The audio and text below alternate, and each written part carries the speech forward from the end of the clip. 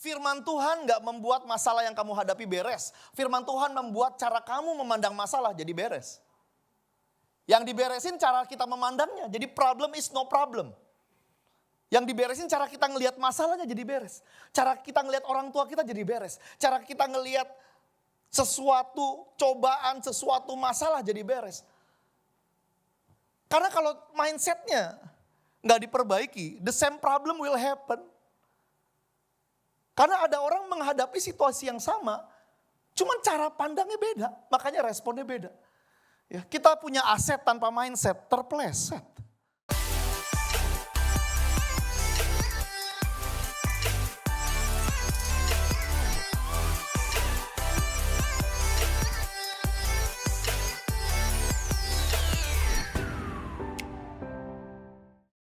Oke, shalom. Apa kabar? Ya, pertama-tama tentu anugerah ya, terima kasih Tuhan Yesus saya bisa ada di Rumah Harmoni ya untuk jadi berkat, untuk berbagi berkat. Thank you juga hambanya nih Ko Dieter ya lagi di Banjarmasin ya, lagi melayani ya. Ko Gustaf ya, belum kenalan tadi ya. Ko Suri dan teman-teman semua. Ya dan beberapa kayaknya saya kenalnya beberapa saya kayak pernah ketemu ya waktu di acara Kingdom saya ingat saya. Ya pernah ya, 2017 ingat saya ya. Ya, saya kenalan dulu, nama saya Fernando Konan. Jadi boleh panggil saya Ko Konan, Pak Konan, Bro Konan, Mas Konan. Ya, kalau di luar saya dipanggil Coach Konan. Jangan panggil Fernando pokoknya. Karena kalau pembicaranya siapa Fernando, pasti mikir tinggi 187, betul ya. Fernando kan harusnya tinggi 187, mata biru, dada berbulu. Itu Fernando. Konan aja udah ya kan ya. Saya Konan ya. Saya seorang trainer, saya seorang coach ya, atas anugerah Tuhan. Orang suka bilang begini, saya kebetulan loh, nggak kebetulan saya jadi seorang trainer ya. Saya orang Kristen yang nggak kebetulan jadi seorang trainer, menjadi seorang coach ya, banyak mengequip di perusahaan-perusahaan, UMKM, BUMN, swasta ya, dengan ilmu-ilmu leadership, soft skill. Saya sudah menikah ya, istri saya berhalangan hari ini, biasanya dia dampingi. Dia berhalangan namanya Santi, kalau istri saya dia makeup artist. Dia senang make up orang ya, pengantin-pengantin, mami-mami. Itu mami-mami umur 60 kalau sudah dia jamah wajahnya. Kayak umur 30 loh. Turun sacap ya kan tuh, korting 30 ya. Yang umur 30 dia jamah kayak umur 3 bulan loh. Pokoknya turun 30 semua kalau sama dia. Dia senang bikin orang cantik dari luar, saya senang bikin orang kuat dari dalam. Jadi satu paket kami ya kan. Dikasih Tuhan anak anugerah pas lagi pandemi. Ya pas lagi pandemi namanya Maxwell ya, pas pandemi dikasih setelah menanti setahun lebih lalu tadinya mau kasih nama supaya ingat namanya sesuai event ya, event. Saya mau kasih nama David, dapat pas Covid ya kan. Tapi takut kepahitan ya kan. Akhirnya Maxwell aja deh ya, biar well itu baik, max itu maksimal. Ya saya pengen anak saya kebaikannya maksimal ya. Nah hari ini dikasih tema tentang Salt and Light, di mana tema bulanannya itu tentang True Disciples ya. Menjadi murid yang sesungguh-sungguhnya, yang benar-benar murid. Karena Yesus bilang ada yang benar-benar murid, ada yang tidak benar-benar murid. Yang benar-benar murid adalah mereka yang tetap di dalam firman. Yohanes 8 ayat 31, barang siapa tetap di dalam firman, dia benar-benar adalah muridku. Jadi yang gak tetap di dalam firman, hanya sebentar di dalam firman, gak benar-benar sepenuhnya, hanya seperlunya di dalam firman, ini gak benar-benar murid. Ya, tetapi orang yang benar-benar murid, dia berpegang kepada firman Tuhan. Ini salt and light, menjadi garam dan terang. Saya gak akan membedah dari karakteristik atau sifat-sifat garam ya, ataupun terang ya. Intinya ini identitas kita orang percaya. Tuhan pengen kita menjadi orang-orang yang berani tampil beda. Bukan hanya berani tampil, harus berbeda. Bukan hanya berani beda, harus tampil. Kita harus menunjukkan diri kita.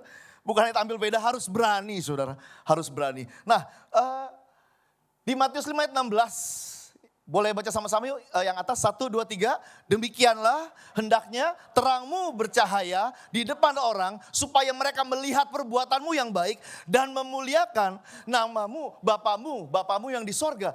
Demikian hendaknya terangmu bercahaya di depan orang. Orang ini jangan selalu diartikan selalu bangsa-bangsa aja ya. Orang Vietnam, bangsa Thailand, bangsa Malaysia. Tetapi termasuk orang-orang dekat. Di depan orang tua kita, di depan pasangan kita ini pun termasuk. Mereka harus kebagian terangnya kita.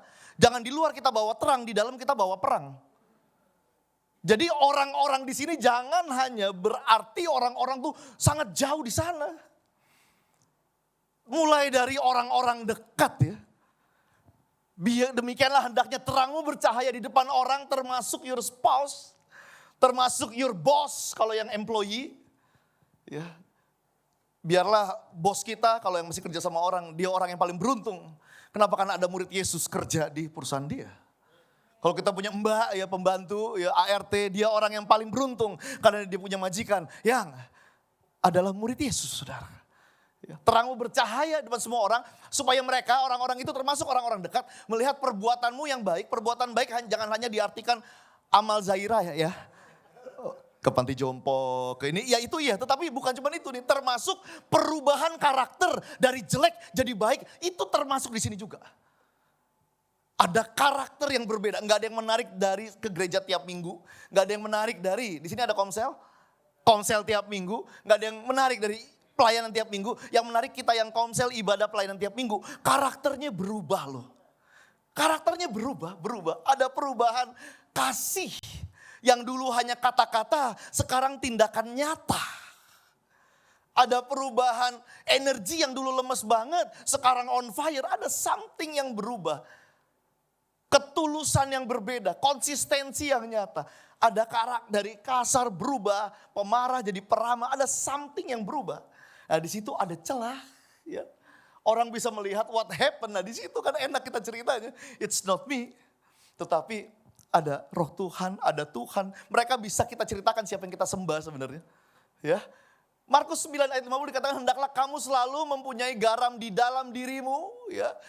Dan selalu hidup berdamai dengan seorang dengan yang lain. Jadi ciri-ciri orang yang menjadi garam, kehadirannya membawa damai. Ada orang mukanya itu ngusir damai, ada loh. Coba lihat kiri kanan, coba lihat aja, perhatiin aja.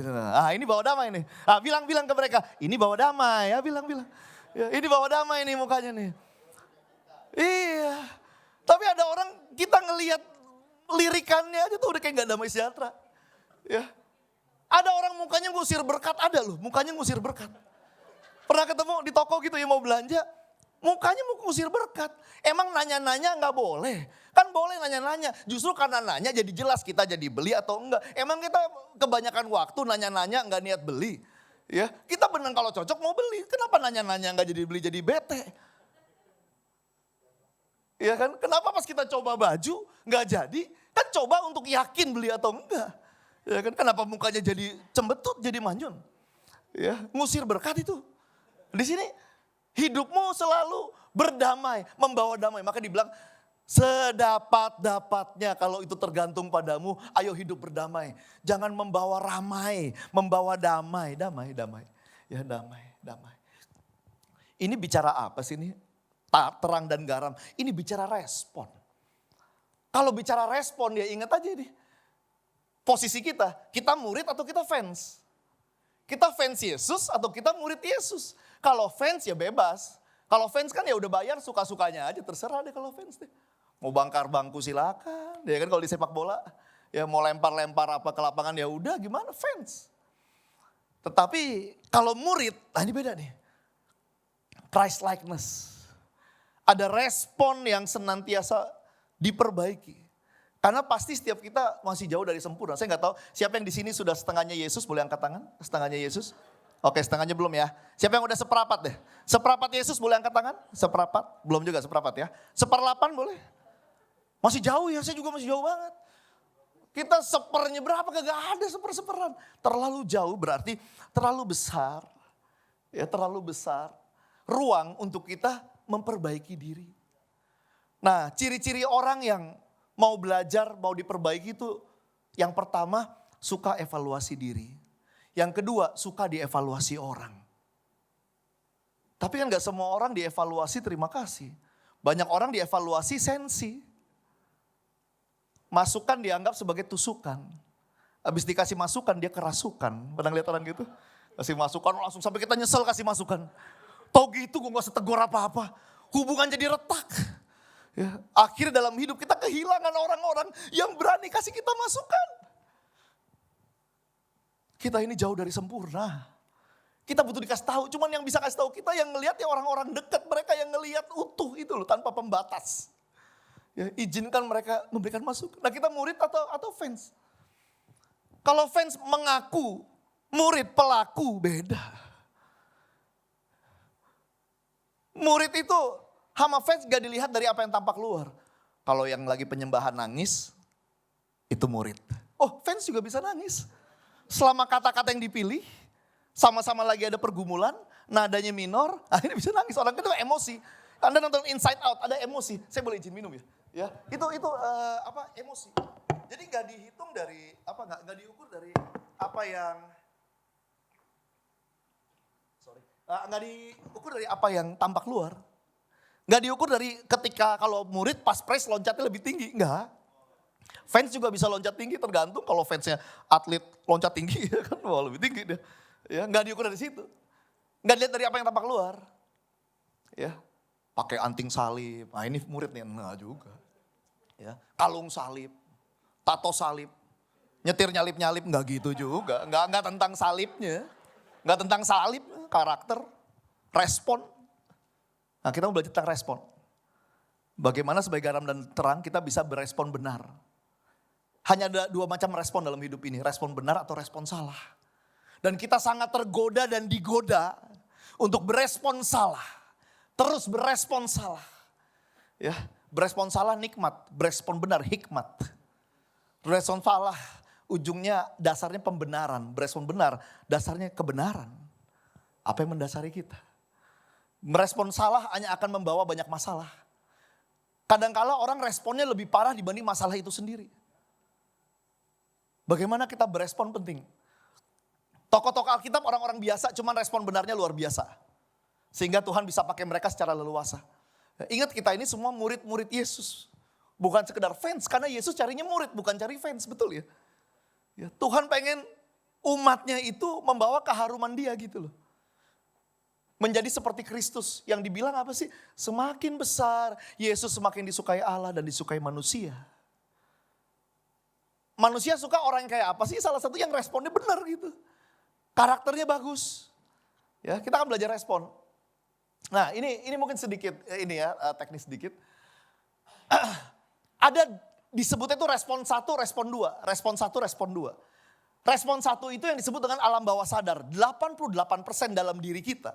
88% dalam diri kita itu alam bawah sadar disebut respon 1. Alam sadar itu respon 2, hanya 12% kapasitasnya Tuhan ciptakan. Ya.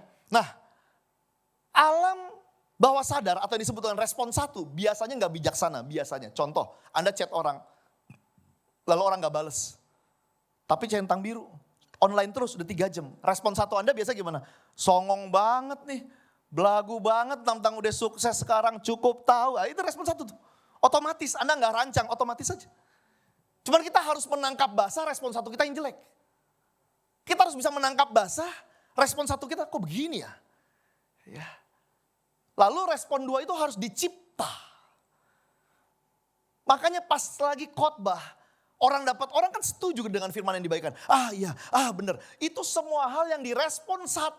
Tadinya gak disadari misalnya kita pemarah.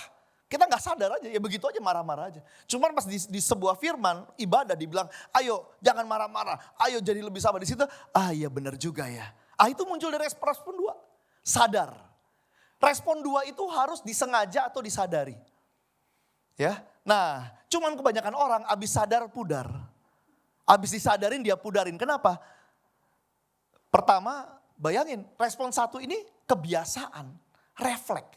Respon 2 ini kesadaran, penuh, latihan. Jadi kemungkinan besar orang gak lakuin karena lupa.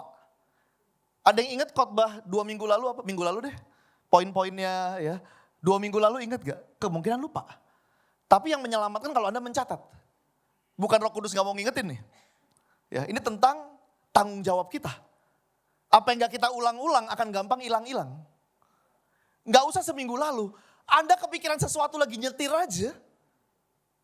Anda gak voice note nih ke bini Anda, ke suami Anda, ke handphone Anda satunya. Ya hampir rumah. Apa tadi ya? Lupa lu, bayangin. Lupa. Kenapa alam sadar itu akan keisi karena cuma 12%. Makanya dia harus dicatat, ditempel, diparkir. Karena dia akan keisi lagi dengan hal lain.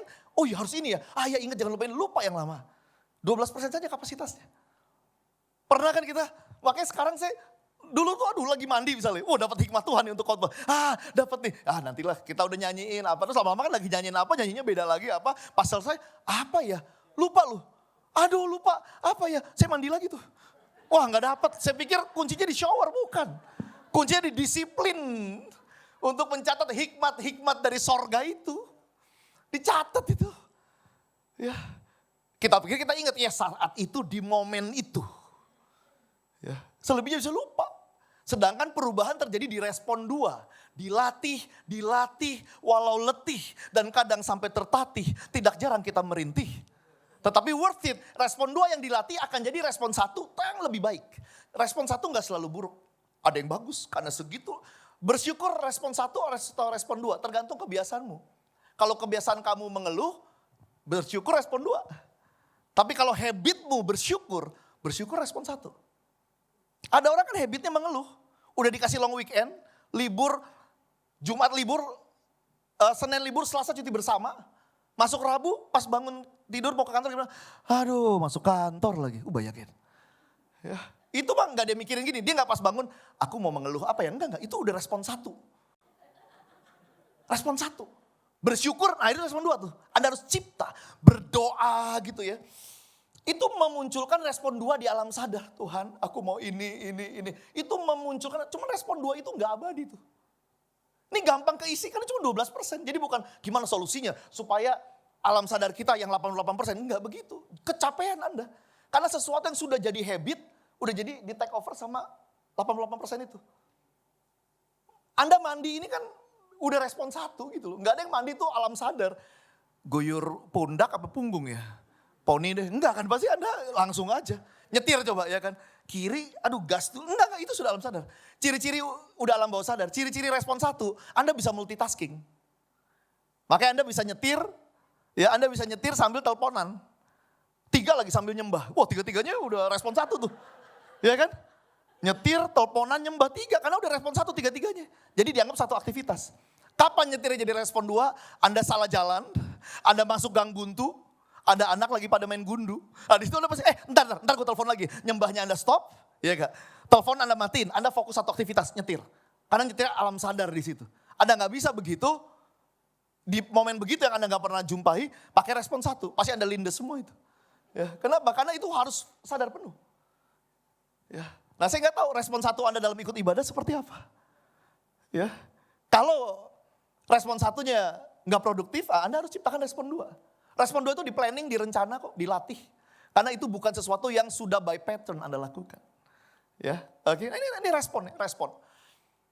Nanti kalau udah 5-10 menit bisa muncul gak ya? Apa gitu, ada gak ya? Karena kan ada waktunya kan. Oh enggak ya, soalnya kira 40 menit ya. Nanti kalau misalnya 10 menit lagi saya butuh 10 menit. Biar saya tahu ramu di terakhirnya. Oke ya. Nah ini ingat nih. Ada rumus hidup namanya ERO. Katakan sama-sama error. Error ya. E plus R sama dengan O, ero ya. E itu event, peristiwa, persoalan, pergumulan. Orang-orang kita jumpai, event. Tuhan akan izinkan event-event yang tidak mudah. Tapi jangan khawatir, udah di QC sama Tuhan. Event-event yang tidak mudah itu tidak melebihi kekuatanmu.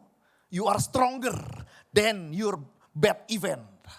Ya, kita lebih kuat dibanding pencobaan-pencobaan yang ada. Dan Tuhan setia, dia kasih jalan keluar. Kita menghadapi event yang tidak mudah. Kita mengharapkan hasil yang indah. Kuncinya di respon. Respon ini yang controllable. Kalau event itu uncontrollable. Jadi kalau hasil kita, diri kita marah-marah, hasilnya marah-marah, pemarah ya. Selama jadi identitas yang orang suka marah, pemarah. Kita gak bisa nyalain, nih gara-gara lu ya gue jadi pemarah ya. Eksternal itu pemicu, internal itu penentu. Respon itu internal. Keputusan. Ya. Kalau fokus ke yang uncontrollable event, kita gampang sebel. Yang dalam kendali itu respon. Nah tapi orang itu hobi menyalahkan yang di luar dirinya hanya untuk membenarkan yang salah di dalam dirinya. Dia nyalahin yang di luar dirinya hanya untuk membenarkan yang salah di dalam dirinya. Respon.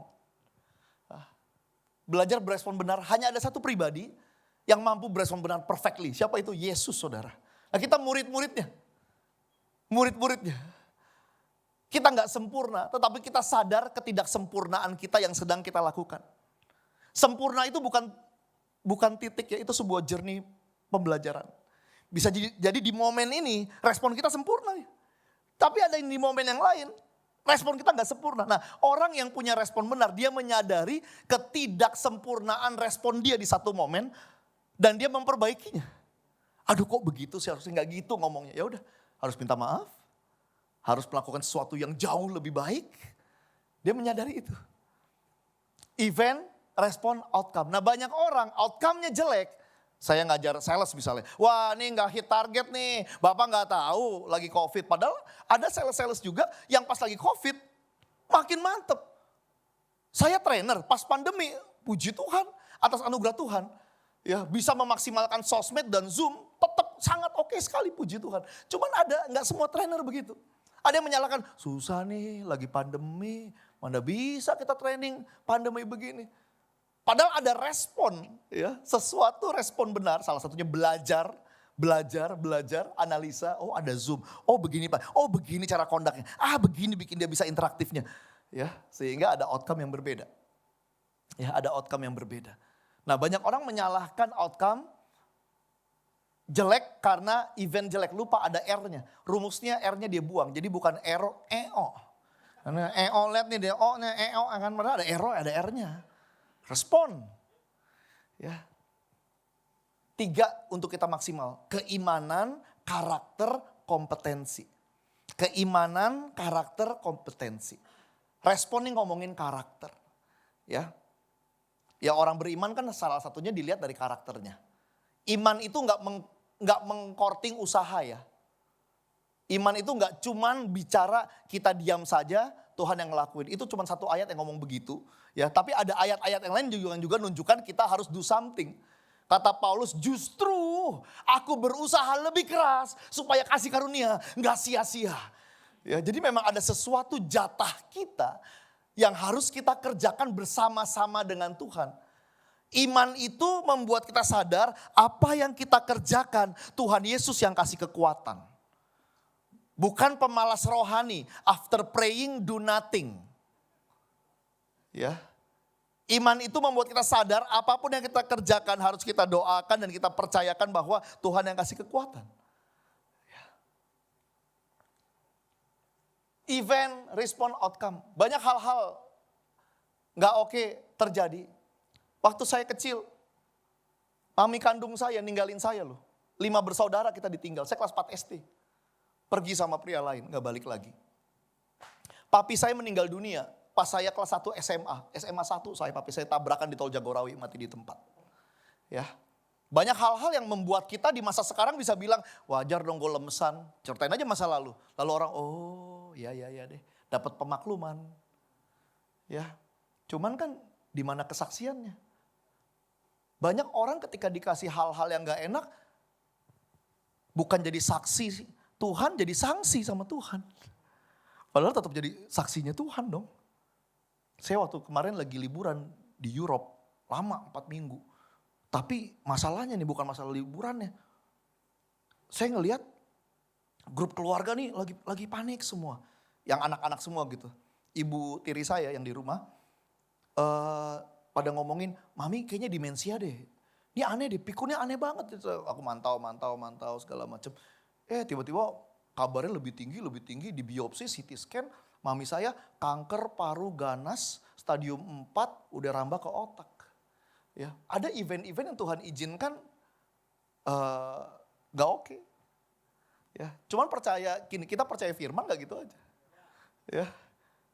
Apa yang kita percayai sebenarnya? Kalau percayanya percaya penuh gak? Kalau skor 1 sampai 10 percayanya skor berapa? 4. Kalau percayanya skor 10 beda responnya. Ya. Salah satu respon benar itu yang wajib itu 3S, syukur, semangat, sukacita. Itu penting. Tetap jalankan hari dengan syukur, tetap sukacita, tetap semangat. Tetap semangat. Ya, tetap semangat. Kita nggak tahu kok ya apa yang hal besar apa yang Tuhan akan kerjakan. Ya, pokoknya ya tetap berespon benar aja. Jangan mengkorting senyum, semangat dan syukur kita. Justru itu alarm untuk lebih lagi bersyukur, lebih lagi semangat, lebih lagi bersukacita. Amin saudara. Ya. Nah, respon ada 4 nih. Ada 4 respon dalam diri kita yang harus kita jaga, kelola. Yang pertama paling basic, respon pikiran. Pikiran ya. Yang pertama ada pikiran, 4P biar gampang. Pikiran, perasaan, perkataan, perilaku. Respon pikiran, respon perasaan, respon perkataan, respon perilaku. Itu yang keluar, respon kita tuh 4 ini. Nah, dimulai dari respon pikiran. Ya. Makanya Roma 12 ayat 2, favorit kita lah ya. Jangan jadi serupa sama dunia ini lewat cara berpikirnya ya. Tapi biarlah Tuhan mentransform nih cara kita berpikir, akal budi kita. Tuhan yang ubahkan. Lewat apa ya? Lewat firman Tuhan. Iblis sangat bikin kita sebisa mungkin gak suka, gak buka, gak peka sama firman Tuhan. Akhirnya kita disesatkan dari cara kita berpikir. Pernah lihat gak orang Kristen cara berpikirnya tersesat? Kebalik sama firman. Dia pikir gak semua perkara dapat dia tanggung di dalam Tuhan. Dia pikir pencobaan-pencobaan yang dia alami itu pencobaan yang luar biasa yang melebihi kekuatan dia. Ya. Dia pikir dia ekor bukan kepala. Dia pikir kalau dia lemah ya lemah. Ya, justru kasih karunia Tuhan semakin rasa jauh. Padahal firman Tuhan bilang, ketika kamu lemah, di situ aku kuat, kata Paulus. Karena ketika aku lemah, justru kasih karunia Tuhan semakin berlimpah atasku. Makanya penting baca kitab suci, doa tiap hari kalau mau tumbuh. Kalau enggak, rubuh. Atau gampang kambuh. Ini maaf nih, kalau Suri nih. Kalau dilihat dari wajah-wajahnya ini enggak haus dan lapar. Tapi kehausan dan kelaparan ini seperti bagus ya. Bagus ya. Kehausan dan kelaparan itu modal ya kan. Terus baca Alkitab. Ya, baca Alkitab, firman Tuhan. Karena firman Tuhan gak membuat masalah yang kamu hadapi beres. Firman Tuhan membuat cara kamu memandang masalah jadi beres. Yang diberesin cara kita memandangnya. Jadi problem is no problem. Yang diberesin cara kita ngelihat masalahnya jadi beres. Cara kita ngelihat orang tua kita jadi beres. Cara kita ngelihat sesuatu cobaan, sesuatu masalah jadi beres. Karena kalau mindsetnya nggak diperbaiki, the same problem will happen. Karena ada orang menghadapi situasi yang sama, cuman cara pandangnya beda, makanya responnya beda. Ya, kita punya aset tanpa mindset, terpleset. Mindset penting banget. Seringkali bukan orang-orang yang salah, tapi mindset yang masih bermasalah. Seringkali bukan situasi yang nggak baik, tapi mindset kita yang masih harus diperbaiki. Mindset penting. Orang kalau mindsetnya jelek ya, gabung perusahaan A, dia bilang, dia keluar 3 bulan, dia bilang apa? Bosnya aneh. Dia gabung perusahaan B, 4 bulan keluar, dia bilang apa? Bosnya aneh. Dia gabung perusahaan C, 2 bulan dia keluar dengan satu kesimpulan final. Apa kesimpulannya? Semua bos sama, aneh. Padahal yang aneh siapa? Nah, dia sama pikirannya itu. Ya, dia sama pikirannya itu. Kalau itu gak diganti, semua akan aneh. Sama keluar masuk gereja, ini. Mindsetnya bagaimana? Kalau mindsetnya nggak diperbaiki, semua nggak baik loh. Yang negatif yang di luar apa yang di dalam sih sebenarnya? Yang kacau yang di luar apa yang di dalam sih? Karena kalau di dalam kacau, kita sering salah kicau. Ini kan. Mindset. Ya, mindset. BTP, bacaan, tontonan, pergaulan. Apa yang Anda baca, apa yang Anda tonton, dengan siapa Anda bergaul. Kalau BTP-nya jelek, ya mindsetnya bagaimana kualitasnya? Apa yang kamu baca, yang kamu tonton, yang kamu scroll, ya bergaulnya sama siapa? BTP, makanya dibilang kan berbahagialah orang yang tidak duduk diri berjalan sama kumpulan orang-orang fasik. Memang nasihat orang fasik cenderung asik, ya kan? Kita bilang, aduh kesel nih gue sama ini. Wah iya nih kalau gue jadi lu ya, ini sorry bukan gue ngomporin nih. Itu kan fasik banget kan. Pokoknya ciri-ciri orang udah mau ngomporin, prolognya Anda harus kenalin. Dia udah bocorin prolognya. Ini bukan gue mau ngomporin, lo harus tahu dulu nih. Ya. Bukan gue mau ngomporin, abis itu udah pasti gas LPG udah meledak dah. Ya kan? Ini bukan gue maksud mau jelek-jelekin dia ya, lo harus tahu dulu, lo harus ngerti dulu nih. Bukan mau jelek-jelekin, ya kan. Abis itu udah jelek-jelekin dia doang semua. Ada udah familiar kan udah gitu, ini langsung kabur udah. Ya kan, udah mau ngomporin ya. Pikiran nih, ini harus dijaga ini. Cara kita memandang. Cara kita memandang, Anda perhatikan yang pertama di dalam kehidupan ini. Yang pertama, dalam memandang sebuah hubungan. Pasangan, atasan, bawahan, tim kerja. Siapapun yang dijumpai hubungan. Ya, mulai dari yang dekat ya. Bagaimana memandang sebuah hubungan. Ada suami kalau ke customer galaknya bukan main loh. Tapi kalau, Ada suami kalau ke customer ramahnya bukan main. Tapi ke istri galaknya bukan main. Ke customer sangat ramah suami. Tapi ke istri galaknya lu bukan main. Kenapa? Mindset, cara pandang. Dia memandang customer sebagai sumber pemasukan. Nah dia memandang istri ini. Sumber pengeluaran, nah ini kan. Pak dapat proyek lagi. Nanya apa, kamu udah tambahin masa kurang mulu sih. Lah orang mau doain ya dicurigain. Mau doain. Ya. Kalau memandangnya begitu terus ya setiap istri nanya pasti sebel. Sebel. Cara pandang dalam hubungan. Yang kedua cara pandang dalam pekerjaan termasuk pelayanan. Kenapa kerja lemes? Kenapa melayani lemes? Kita memandang pelayanan pekerjaan sebagai rutinitas. Ganti, pandang itu sebagai anugerah dari yang di atas. Ya kalau rutinitas. Segala sesuatu akan bosan. Akhirnya kita jadi orang Kristen yang gak pernah mengalami terobosan. Apa-apa bosan. Bosan itu bukan di aktivitas, bosan itu di mindset. Lagunya lagu jadul banget, bosan. Itu di mindset, bukan di lagu yang salah. Di mindsetnya yang bermasalah. Mindset. 3 orang sama-sama bangun rumah.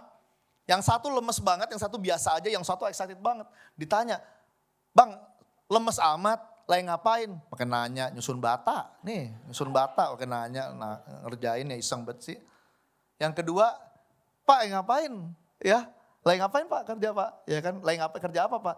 Ini lagi bangun rumah, aduh dikejar deadline lagi nih. Aduh capek aku sebenarnya. Ya dia kerjain.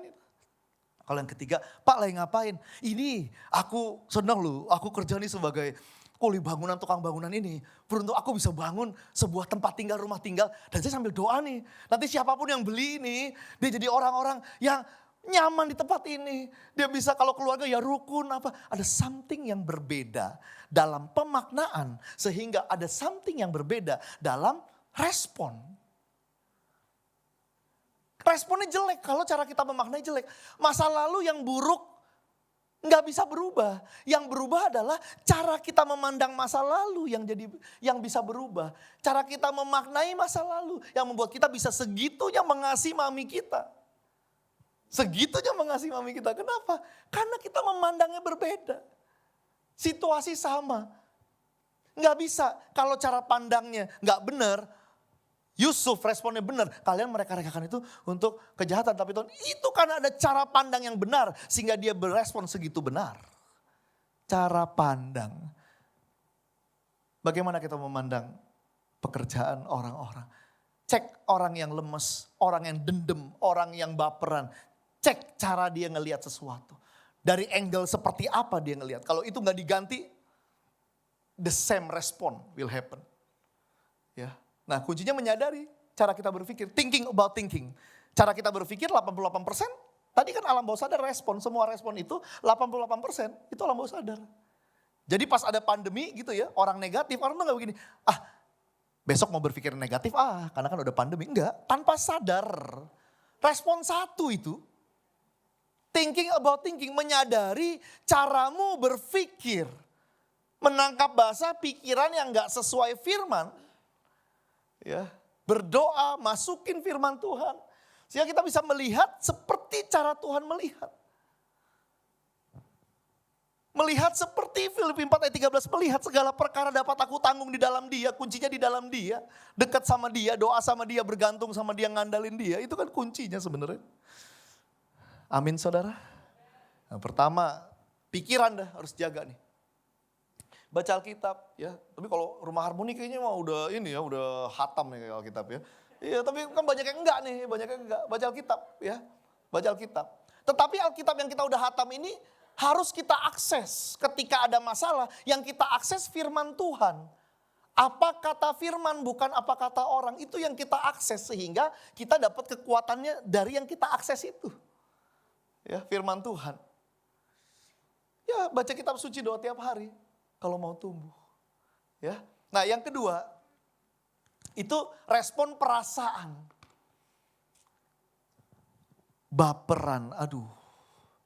Ya, baper boleh tapi bawa perubahan. Hidup ini jangan baperan tapi berperan, beda ini. Garam dan terang, murid Yesus berperan. Emosi menurut keilmuan umurnya pendek, cuman Paling 5 menit, 10 menit. Aku masih emosi sampai sekarang. Itu bukan emosi anymore. Itu drama. Itu sudah drama. Drama itu sebuah perasaan yang kita terus entertain. Kita kesaksian ke orang-orang ya tentang rasa ini. Dengan distorsi cerita udah gak bisa bedain mana yang kita tambahin, mana yang sebenarnya. Ya, iya kan. Akhirnya makin diceritain ya gue sih udah lupa ya. Tapi mukanya begitu. Ya kan. Jaga hati, ya emosi ini tentang hati lah. Kalau kita gak jaga hati segala jenis penyakit hati. Sakit hati, panas hati, tinggi hati, luka hati semua. Hati-hati dengan hati. Karena untuk menjadi terang hidup itu memancar. Salah satunya dengan menjaga hati kita. Ya, emosi kita. Alkitab bilang, biarlah kamu marah tapi jangan berbuat dosa. Jadi ini gak ada yang salah dengan marah. Tetapi artinya marah jangan berbuat dosa. Artinya ketika marah Anda harus memperhatikan betul amarahmu. Kadangkala ketika lagi marah seringkali langsung aja udah tanpa perhatian terhadap. Karena gini, to become angry is so easy. Everybody can. Tetapi untuk marah dengan orang yang tepat, dengan nada yang tepat, dengan pilihan kata yang tepat, dengan tujuan yang tepat, itu perlu kedewasaan. Ada orang nyarinya samsak emosi doang. Dia emosi sama bosnya, dituduh, difitnah. Pulang ke rumah kesel, gak sadar masuk jalur busway, kena tilang. Jadi sama polisi kesel juga tuh. Ya. Pulang ya ampun, Jakarta Fair macet ya ampun, dia kan orang Kemayoran ya kan mana macet, ya kan. Jadi 3 ini, 3 nih pulang ke rumah, ya. Nah ini udah vulkano nih, udah tinggal kalau dia tidak menangkap bahasa emosi, ya nggak berdoa, ya nggak mengundang berbahasa roh terkoneksi sama Tuhan, ini tinggal cari samsak emosi. Ya tergantung ketemu siapa. Ketemu anjing bisa ditendang. Padahal anjing tetangga, kesian. Mbak mecahin piring ya, prang. Ngamuknya 1-10 level 10 itu. Nggak ada mbak yang sengaja pecahin piring kuno, cepreng nggak ada ya. Kesenggol. Aduh, kesenggol, nggak sengaja. Langsung ngamuk. Mbak macam apa kamu? Hah? Nggak bakat jadi mbak. Kaitin sama bakat. Gak becus buat jadi mbak, itu kan. Sian banget. Padahal tuh piring gratisan Sunlight itu. Lebay bener, samsak emosi. Ya, kesian, bini kena, anak kena. Ya, jaga hati, jaga perasaan. Sebenarnya ya, salah satu disiplin yang kita bisa lakukan untuk meredam emosi, itu dengan menjaga gestur kita. Salah satunya ekspresi kita. Coba semua tersenyum. Senyum coba ke saya, coba tersenyum. Ya tersenyum ya. Ini maksud saya senyum tulus ya. Jadi ada 2 macam senyum nih. Senyum tulus, ini ada 2 macam senyum. Ada senyum tulus, ada senyum sosial. Ada 2 ya. Senyum sosial tau gak sih? Senyum sosial tuh senyum yang bos kita ngelucu tapi gak lucu. Nah, itu kita harus senyum kan? Ya kan? Nah itu kan ada ya. Ya klien kita ngelucu cuman garingnya bukan main. Tetap harus senyum. Nah, itu senyum sosial. Maksudnya senyum tulus gitu. Senyum dari hati melibatkan lebih banyak otot. Ya kan? Ya senyum. Ya, senyum. Ketika kita tersenyum, ya ada nuansa emosi yang berbeda nih. Ya, makanya Anda harus tahu alasan Anda tetap tersenyum.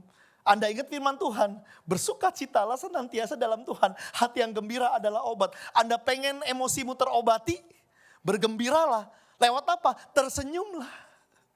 Tersenyum dulu di mobil itu sebelum masuk rumah. Di jalan, tersenyum. Ya tersenyum. Ya tersenyum. Tersenyum gak harus cekakakan, gak harus ya. Tersenyum. Ya tersenyum.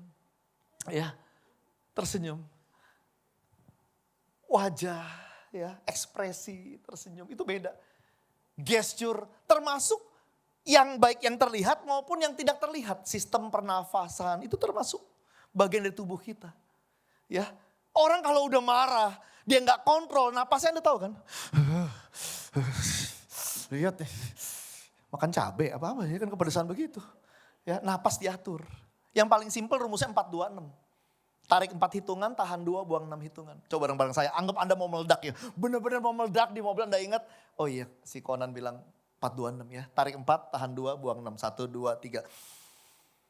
Tahan 2, buang 6. Tarik 4, tahan 2, buang 6.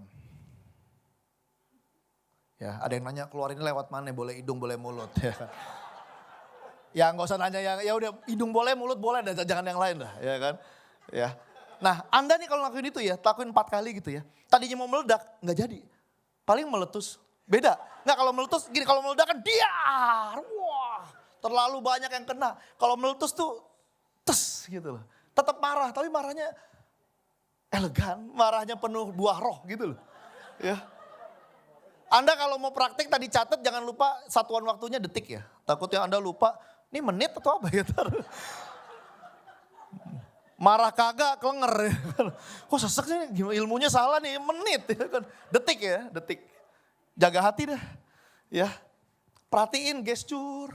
Yang bikin tambah marah apa? Gesturmu. Muka dimanyun-manyunin, ngapain? Coba muka Anda doa sambil tersenyum, emosinya reda. Mama, benar-benar ini yang bikin tambah marah, telunjuk. Telunjukmu yang bikin kamu tambah marah. Benar-benar mama ya, aku ini coba kamu ganti. Nah begini ya.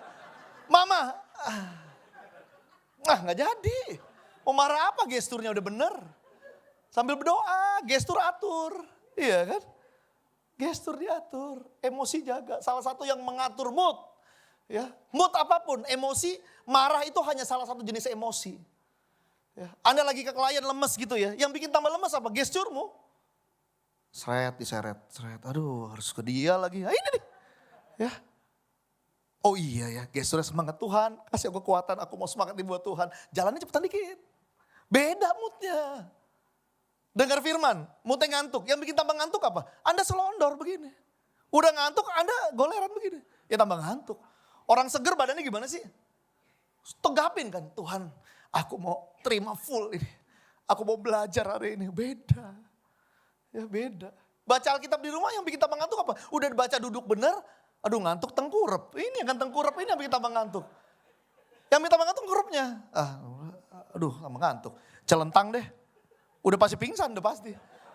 Akhirnya ketiduran, kebangun, ketimpa handphone kan. Aduh gitu kan. Ini. Saya kalau baca Alkitab, baca buku, kalau ngantuk kita kalau ngantuk ya berdiri aja. Berdiri, bersuara. Masih ngantuk ya jalan sedikit.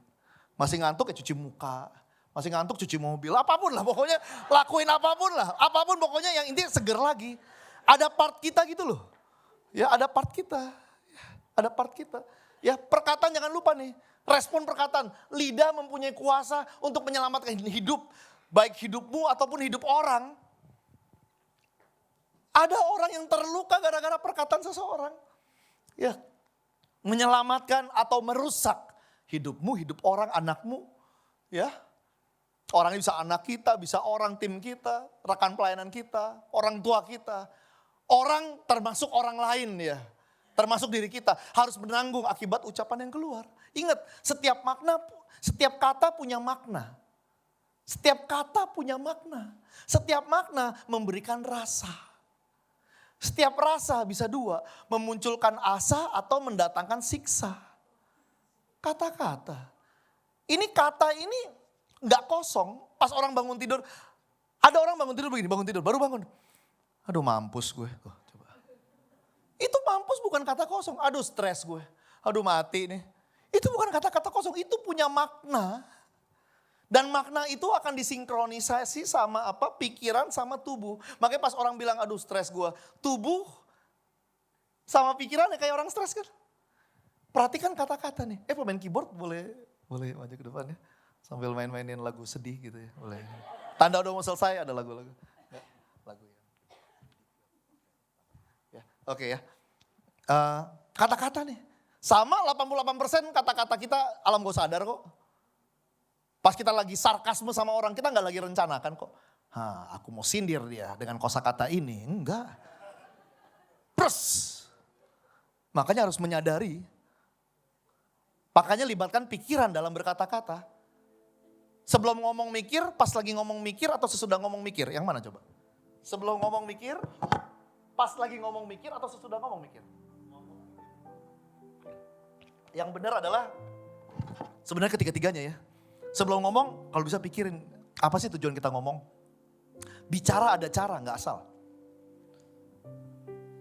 Pilihan kata, cara ngomong termasuk nada ngomong, body language pas ngomong, porsi omongan, motif kita ngomong apa, timing ngomong, nggak asal. Ya. Sebelum ngomong, kalau bisa mikir. Tapi anggaplah kita udah marah banget, kita lupa mikir, udah terlanjur ngomong. Nah kalau bisa pas lagi ngomong mikir. Kadang-kadang kita lagi ngomong marah, terus kita udah perlu gak sih ngomong gini sama istri? Ya. Kalau Anda sadar itu gak pantas, stop it. Kalau enggak stupid. Stop it, udah. Ya. Motif ngomong apa? Ya aku kan peduli. Tapi kalau nadanya begitu itu kan bukan peduli Pak, itu membuli Pak. Nadanya salah Pak. Pilihan katanya total salah. Pilihan kata ini loh. Kurangi pilihan kata yang tidak perlu. Ya. Kadang omongnya udah benar, tapi ekor kata yang salah. Ya. Tapi harus diengah nih, nggak perlu ngomong ujungnya begini. Jangan salah lagi dong. Ini kan kalau kamu benar kan kamu juga yang bagus. Karena udah kalah 2 kali. Lain kali punya otak dipakailah. Nah sebenarnya punya otak dipakainya yang nggak usah sebenarnya. Jadi nggak ada orang diomongin punya otak dipakai, orang termotivasi itu nggak ada. Wah makasih ya kok. Wah aku jadi inget mulai besok aku akan pakai otakku selalu. Makasih kok. Thank you. Enggak luka udah pasti. Apaan sih belagu banget. Apa sih kok gitu ngomongnya. Udah bener. Lain kali jangan salah lagi ya. Kalau butuh bantuan kasih tahu aku bantu. Yang penting jangan salah lagi. Ya, nggak usah pakai lanjutan. Pak tolong dong bawain ini sekalian. Ntar mah aku nggak bisa. Ngerti dong tangan kan cuma 2. Nah itu yang nggak perlu sebenarnya. Iya, tangan punya cuma 2 yang nggak perlu diomong itu kayak ngajak memicu itu. Ya, suami pulang bawain martabak telur dah. Istri suka martabak telur, aku gak pernah bawa apa-apa ke rumah. Pulang dia bawa martabak telur. Bang super spesial, telur 7. Wah telurnya 7. Nih mah, martabak telur 7. Wah ya ilah makasih ya, tahu aja mami suka ini. Tumben pasti ada maunya nih. Nah sebenarnya tumben dan pasti ada maunya yang gak perlu. Gak ada suami digituin, makasih ya Mi udah tumbenin dan sudah sangat penuh kecurigaan sama aku. Thank you, aku janji lain kali akan lebih banyak aku bawa. Nah, bilang udah yang bagus aja, makasih ya Pi. Wih perhatian banget, tahu aja mami suka martabak telur 7 lagi. Kita makan sama-sama yuk, bisul sama-sama yuk. Ini kan. Ya, yang bagus aja. Ya. Perkataan ini loh. Ya. Kata punya kuasa ini untuk menyelamatkan relationshipmu. Pengen baik secara relasi, perbaiki komunikasi. Kalau enggak hubunganmu basi. Mau bangun bagus secara hubungan, perbaiki omongan. Kalau enggak perbaiki omongan itu hanyalah angan-angan. Ya, communication, perkataan. Ya, dibilang kok jangan ada perkataan kotor keluar dari mulutmu. Biar tetapi kata-kata yang saling membangun. Biar apa? Orang memperoleh kasih karunia. Dibilang. Ternyata salah satu gerbang kasih karunia dari kata-kata kita yang kita keluarin. Respon kata-kata. Khususnya menghadapi event-event yang gak mudah. Termasuk orang-orang dekat. Pelajari respon kita sebagai garam dan terang. Ya. Terakhir, 1 Timotius 4 ayat 12. Ini ayat andalan ayat dasar ya. Waktu saya bangun sebuah dewasa muda di Berlin. Saya bangun dewasa muda ya atas petunjuk Tuhan. Namanya Jeger. Jesus Generation. Ya, Jesus Generation, Jeger. Ini ayat masih ini. Ya, 1 Timotius 4 ayat 12. Jangan seorang pun menganggap engkau rendah karena engkau muda. Ini bukan ayat buat youth ya. Wah ini mah buat youth nih. Maksudnya sejak muda gitu loh. Sejak muda, yang muda harus jadi teladan. Apalagi yang sudah gak muda. Ya lebih-lebih lagi harus jadi teladan. Bagaimana caranya jadi teladan? Dia jadi teladan di another level. Bagaimana menjadi teladan untuk menunjukkan gimana jadi teladan. Jadi bukan hanya untuk youth, termasuk yang buyut ini juga termasuk. Ya, termasuk. Ya. Jadi teladan bagi orang-orang percaya dalam perkataan, tingkah laku, kasih, kesetiaan, kesucian. Perilaku kita, respon perilaku kita. ubah perilaku kalau mau laku. Sering orang gak laku karena jelek di perilaku. Justru kalau laku malah aneh. Ubah perilaku. Kadang-kala kita terlalu aku, terlalu kaku. Gimana mau laku? Ya perilaku, ya perilaku. 4 respon ini. Ya, saya segera selesai. Ayat terakhir, baca sama-sama yuk. Ini terjemahan sederhana ya, simpel sekali. Kita baca sama-sama, 1, 2, 3. Marilah kita menjadi seperti Tuhan kita, Kristus Yesus. Supaya waktu orang melihat apa yang kita lakukan, mereka seperti melihat Kristus di dalam diri kita. Dan jangan pernah berpikir lagi untuk memuaskan keinginan dirimu sendiri. Maksudnya memuaskan keinginan apa? Keinginan untuk menjadi serupa dengan dunia. Respon yang didasari hanya kenikmatan. Respon benar dasarnya bukan nikmat tapi hikmat. Hikmat Tuhan. Dan ketika kita berespon benar, gak selalu semua langsung jadi mantap benar. Anda tahu ketika Sadrak, Mesak, Abednego berespon benar. Ini tadinya panasnya segini. Pas dia berespon benar, tahu dapur apinya 7 kali lipat. Kadang-kadang kita berespon benar, masalahnya 7 kali lebih parah. Belajar dari mereka, apa yang dilakukan? Tetap berespon benar. Tetap berespon benar. Ya, komitmen untuk berespon benar. Satu checklist penting untuk punya komitmen yang sejati adalah kedewasaan. Kedewasaan artinya gak perlu dipaksa. Orang dewasa itu sadar penuh waktu ngelakuin sesuatu. Gak dipaksa, semua yang dipaksa tersiksa. Semua atas dasar kesadaran diri. Ya. Kenapa kita makan obat misalnya Panadol gitu ya. Kita makan kan itu bukan karena kita suka obat itu. Tapi sadar aja penting untuk dimakan. Kadang kita lagi sakit panas.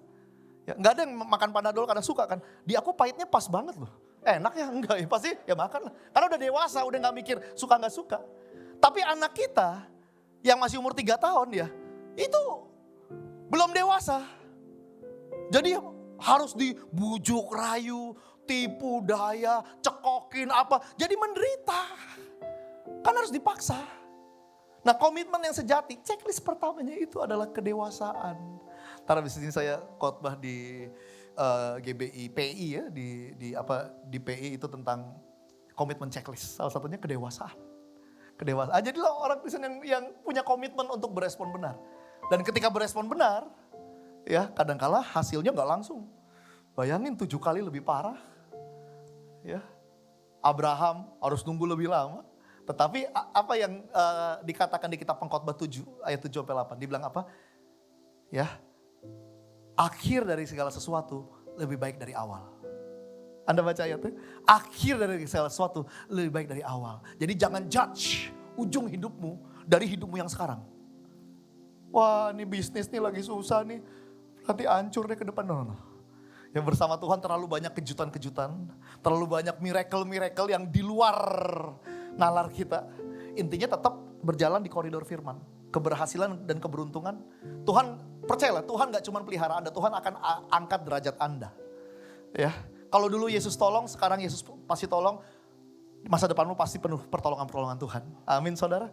Ya, makanya tetap aja berjalan bersama Tuhan. Kadang-kala diizinkan. Ya dibilang akhir dari sesuatu lebih baik daripada awal. Kalau masa depan kita sama masa lalu kita tuh sama, ada yang salah di masa sekarang. Karena masa depan kita sama masa lalu kita pasti berbeda. Ada something yang terus bertambah, meningkat. Kalau sama aja, ada yang salah di masa sekarang. Anda ngapain aja? Anda berjalan sama siapa? Ya, semangat ya pesan saya untuk berespon benar.